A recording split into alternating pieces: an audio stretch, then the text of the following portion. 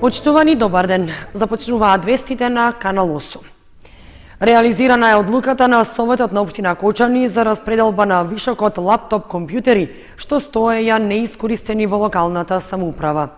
На училиштата и на полициската станица доделени им се на трајно користење дел од преносните компјутери, што беа во сопственост на општина Кочани. Основните училишта и полициската станица во Кочани добија дел од лаптоп компјутерите што во општината беа вишок, откако членовите на Советот од претходниот состав ги вратија по завршувањето на мандатот. Со тоа, исполнета е одлуката што беше донесена на една од седниците, со која советниците дадоа согласност за бесплатно преотстапување на уредите.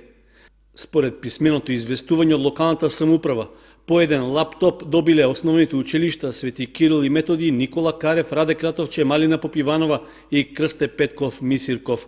Два преносни компјутери се преостапени на полициската станица од општа надлежност Кочани, откако претходно општината добила службено барање од оваа институција.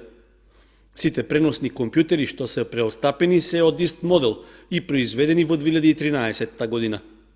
По преземањето на функцијата, градоначалникот на Кочани Николчо Илиев информираше дека се соочил со нерационални набавки, извршени на крајот на претходниот мандат. Една од нив беше и набавката на 24 компјутери за кои општината се уште ги сервисира обврските кон добавувачот. На крајот од минатата година Илиев најави дека најверојатно дел од компјутерите ќе добијат локалните институции во општината. Да ги доделиме на училиштата, на полициската станица кои ми се жалат дека немат компјутери и така натаму, на институциите на кои се потребни да ги поделиме, бидејќи тоа е технологија и техника која многу брзо застарува и веројатно и батериите, ако не се користат, ќе отидат, ќе пропадне, тогаш ќе треба да ги фрлиме. Покрај преносните компјутери што ги вратија претходните членови на Советот, за набавката на новите 24 и другата компјутерска техника, непосредно пред локалните избори во октомври, општинската администрација на претходниот градоначалник избрала понуда вредна над 20.000 евра. Иако немало голема потреба од толку високи трошоци, опремата беше испорачана, а обврската за плаќање ја наследи новиот градоначалник. Поништена е тендерската постапка што основното училиште Гоце Делчев од општина Виница ја објави за избор на фирма што ќе го врши превозот на учениците во тековната година. Причина за поништувањето е што фирмите што се пријавиле понудиле понеповолни услови и цени од реалните на пазарот. Прекината е јавната набавка на основното училиште Гоце Делчев од Виница за избор на давател на услугата за превоз на учениците.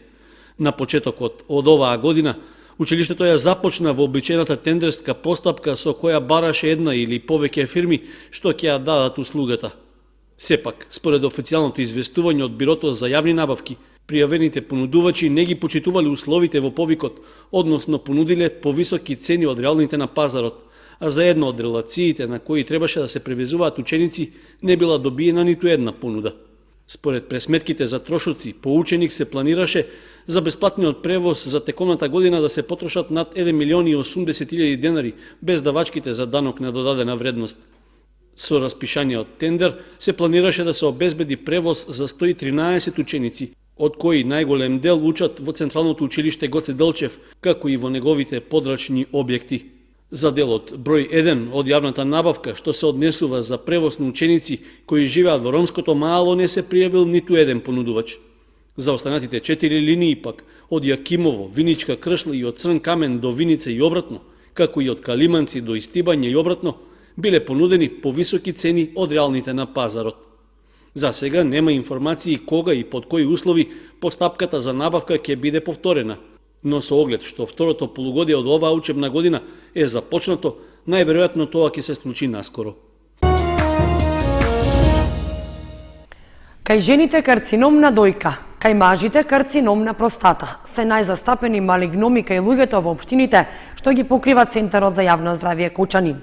Статистиката говори дека во 2017 година од пријавени 1205 заболени од карцином, ново откриени се 226.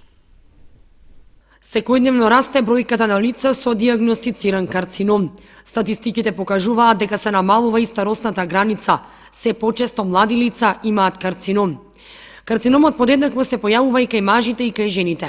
Кај понежниот пол најчесто се јавува карцином на дојка, кај мажите најчест е карциномот на простата.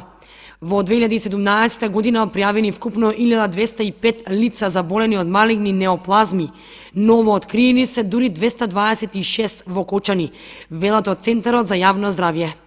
За 2017 година имаме пријавено 1205 заболени, од кои ново откриени се 226 заболени или 18,8% од вкупниот број на пријавени.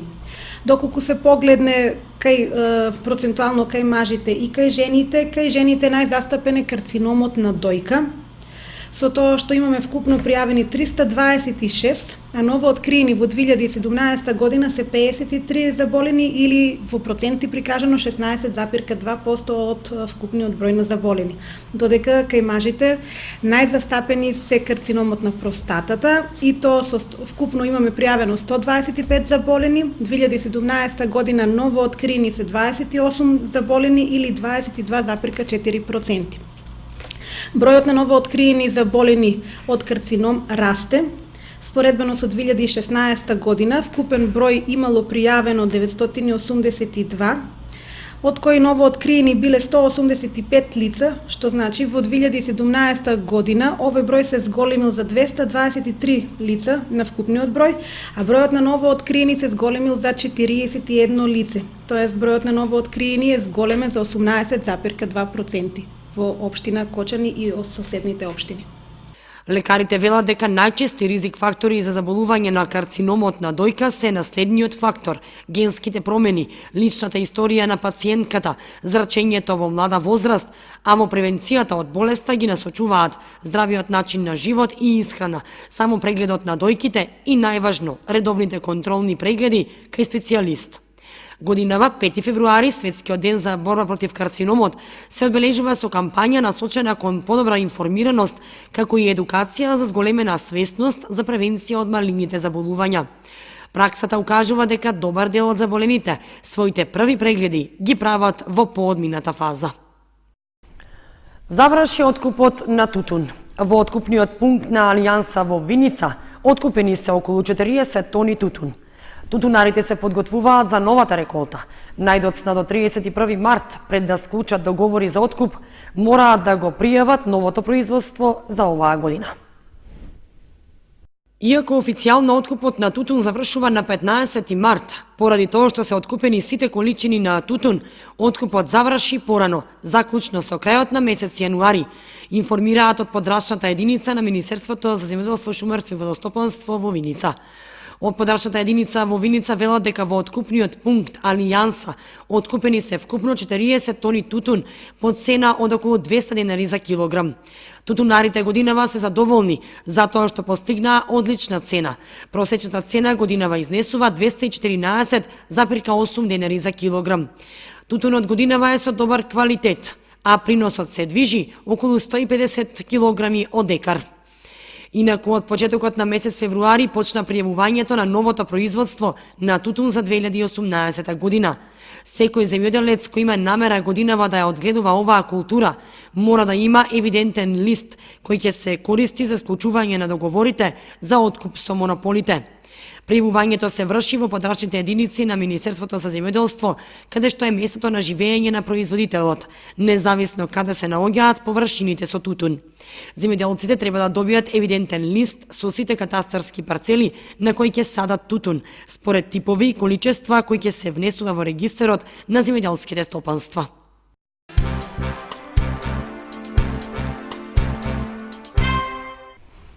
Да не се повтори 2017 година во однос на пчеларството и приносите на мед, велат искусните пчелари. Ланската лоша година не само што ги намали приносите на мед за околу 80%, туку го намали и интересот кај евентуално нови млади пчелари што доправа влегуваат во пчеларството. Оштета за загубите пчеларите не земаат, се надеваат на редовна исплата на субвенциите. Подготовка на опремата за напролет и евентуално прихранување на пчелите се активностите кои што пчеларите ги вршат во овој период од годината. Поради големите мразеви, 2017 беше најкатастрофална година за пчеларите и се надеваат дека никогаш нема да се повтори, вели претседателот на пчеларското здружение Матица од Кочани, Благој Митев. Пчеларите имат активности само да спремат опремата за напролет и единствено оние пчелари кои не се ги добро прихранили пчелите, сега прихрануваат со погачи. 2017 беше најкатастрофална година за пчеларството, така да не сакаме повеќе да се повтори и се надеваме дека 2018 ќе биде многу подобра. Пчеларите ќе си го направат своето, што треба, повеќе до природата, како ќе ни дозволи, така ќе настапиме ние. Се надеваме дека оваа година ќе ни се смилува Господ, па ќе има подобар принос и пчеларството да биде во подем, вака стагнира. Па ако ни се повтори ваква година, тешко дека ќе имаме нови млади пчелари. Ако биде добро, се надеваме дека пчеларството ќе биде во подем и дека ќе имаме нови пчелари кои ќе се заинтересирани повеќе за пчеларството. Во Матица има околу 60 членови, а околу 50 од нив земаат субвенции. Пчеларите се надеваат дека навреме ќе им бидат исплатени субвенциите, бидејќи загубите и штетите никој не им ги исплаќа. За ланската година треба сега во март да бидат исплатени, па се надеваме дека единствено тоа може малку да не спаси, пошто беше многу катастрофална година, а пчеларството е единствено каде што не ни даваат никаква оштета за тоа што имавме загуби. Пример, најмалку 30% секој пчелар имаше загуба во 2017, а никој ништо не ни исплаќа за загубите. Митев додава дека од година во година се подига свеста кај луѓето за поголема конзумација на медот и пчелните производи, но апелираше до граѓаните да не купуваат мед или било какви производи од маркетите, бидејќи таму има фалсификуван мед и тоа што се продава всушност не е мед, туку да се купува исклучиво од регистрирани пчелари и пчелари кои што ги познаваат. Инаку цената на медот се движи од 350 до 400 денари за килограм. 40 дена им остануваат на граѓаните да поднесат годишна даночна пријава во Управата за јавни приходи. Рокот истекува на 15 март, а до сега се поднесени само мал дел од очекуваниот број пријави. Иако се воведоа законски измени во врската на граѓаните да ги пријавуваат своите приходи заради пресметка на персонален данок, сепак од Управата за јавни приходи подсетуваат дека останува врската за минатата 2017 година да се поднесе годишна даночна пријава во писмена форма. Вообичаено, како и во изминатите години, и овој пат рокот во кој граѓаните треба да ја поднесат пријавата и потребните документи е до 15 март. Од почетокот на февруари имало извесен број на подносители, но тоа се уште е многу малку во однос на вкупно очекуваните пријави. При тоа, граѓаните треба да имаат претходно пополнети пријави, а со нив да ги приложат неопходните потврди за примањата што ги примиле заедно со платените аконтации за нив. Се очекува и годинава во Кочани да се поднесат над 10.000 пријави, со оглед што обврска за доставување имаат сите вработени кои примиле регрес за годишен одмор, така наречен К-15. Годинава граѓаните за последен пат имаат обврска да поднесат годишна даночна пријава во Управата за јавни приходи. Од до година, пријавата ќе ја пополнува управата, а граѓаните само ќе ја потврдуваат или ќе ја коригираат и сето тоа ќе се одвива електронски.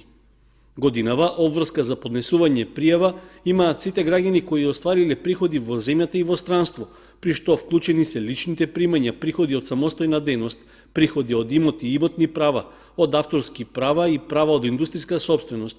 Исто така пријава се поднесува и за приходи од капитал и капитални добивки, од добивки од игра на среќа и други наградни игри. Даночните обврзници кои остваруваат само приходи од плати или од пензии или пак само приходи од земјоделска, односно од самостојна дејност, не се должни да поднесуваат годишна даночна пријава.